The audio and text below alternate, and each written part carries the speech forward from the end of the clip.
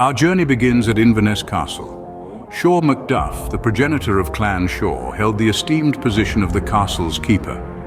This royal stronghold played a key role in the clan's early history.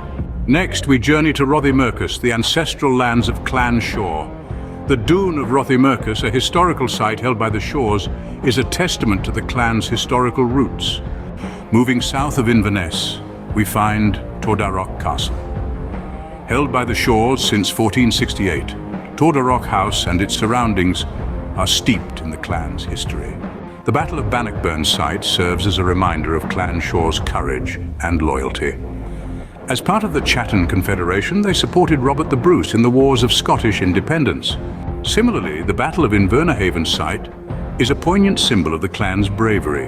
Shaw MacGilchrist Mic Éin, the second chief of Clan Shaw, likely participated in this battle against Clan Cameron in 1370.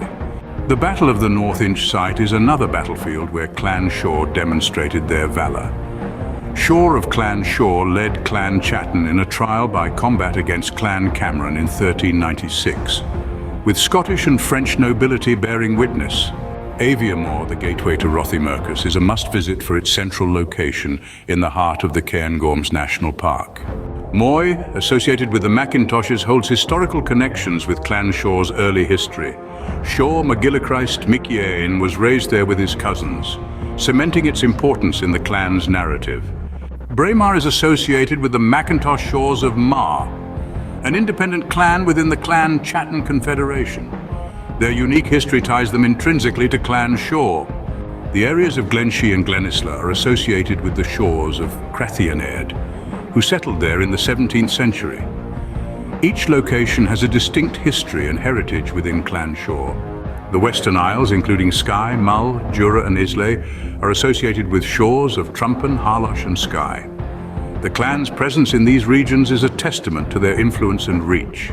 For those interested in the Shaws of Clonmel and Figlash, Ireland offers a glimpse into their historical connections, with specifics requiring a bit of extra research. Finally, Clan Shaw's involvement in the Jacobite risings is best understood by visiting sites like the Culloden battlefield and other Jacobite-related locations. These locations serve as physical reminders of the trials, triumphs and tales of Clan Shaw. They offer a chance to walk in the footsteps of ancestors, to appreciate the history that has shaped the clan, and to feel a profound connection to the past. So whether you're a history buff, a descendant of Clan Shaw, or simply an adventurer at heart, these locations beckon with a promise of stories waiting to be discovered.